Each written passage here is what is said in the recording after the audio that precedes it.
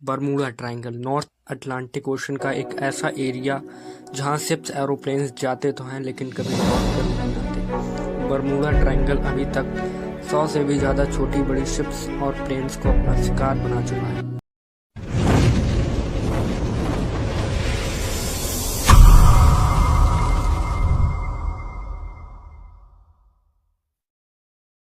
इनमें सवार 20,000 लोग भी कभी जिंदा वापस नहीं लौटे।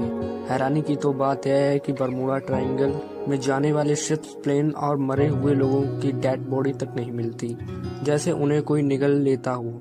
यहाँ जाने वाले शिप्स रिपोर्ट करते हैं कि जैसे ही वो बरमूडा ट्रायंगल में एंटर करते हैं, साफ मौसम एकदम से बिगड़ने लगता है, समुद्र भी एक भयानक रूप ले लेता है और शिप पे लगे इंस्ट्रूमेंट भी अपना काम करना बंद कर देते हैं। शिप एकाएक समुद्र में डूबने लगती है, जैसे उन्हें कोई जानबूझकर डुबा रहा हो।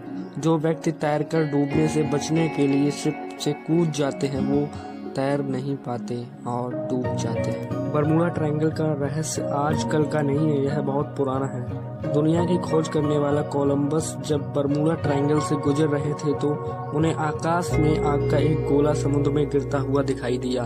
उस समय तो एस्टेरॉयड भी नहीं गिर सकता था और ना ही उस समय किसी देश के पास इस तरह की कोई टेक्नोलॉजी थी।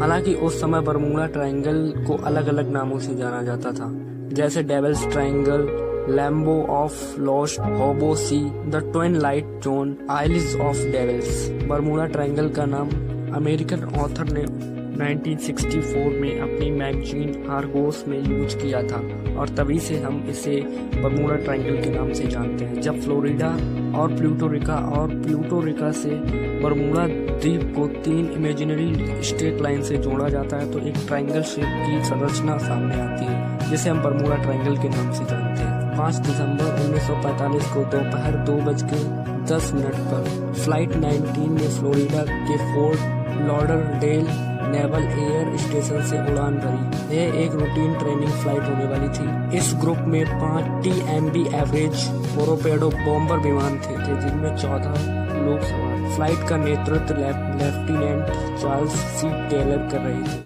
दोपहर 3:30 पर बमबारी की ट्रेनिंग कंप्लीट करने के बाद विमान लौट रहे थे, लेकिन जल्द ही उन्हें दिशा का भ्रम होने लगता है। लेफ्टिनेंट टेलर ने रिपोर्ट किया कि उनके कंपास ने काम करना बंद कर दिया है, जिससे उन्हें दिशा का सही अनुमान नहीं लग पाता। उन्हें लगा कि वे फ्लोरिडा कीज, जो कि द्वीपों का एक समूह है, उसके ऊपर फ्लाई कर रहे हैं, जबकि उनका प्लेन खुले समुद्र के ऊपर उड़ रहा था। शाम 4 बजे टेलर ने रेडियो से बताया कि उनके दोनों कंपास काम करना बंद कर चुके हैं। उनके साथी सही दिशा की पहचान नहीं कर पा रहे हैं। कंफ्यूजन में टेलर ने फैसला लिया कि उन्हें उत्तर दिशा में उड़ना चाहिए, जिससे उन्हें जमीन दिखाई दे। शाम 5 बजे फ्लाइट 19 और अधिक भटक गई और टेलर को लगा कि वे गल्फ ऑफ मैक्सिको के ऊपर उड़ रहे हैं, जबकि वे अटलांटिक महासागर में थे। शाम 6 बजे रेडियो पर संदेश मिला कि उनके विमान का ईंधन जल्दी से समाप्त हो रहा है। मौसम भी खराब हो रहा था। रात 7:04 पर फ्लाइट 19 से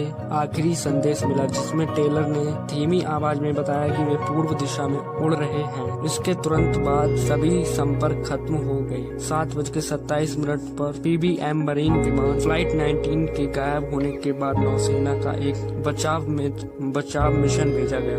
यह PBM-5 मरीनर था, जिसमें 13 लोग सवार थे, लेकिन इन्हें क्या पता था बरमूडा ट्रायंगल अपने अगले शिकार की तलाश में था। उड़ान भरने के करीब 3 मिनट बाद PBM मरीनर ने रेडियो पर बताया सब कुछ सामान्य है। इसके बाद इस विमान से कोई संपर्क नहीं हुआ।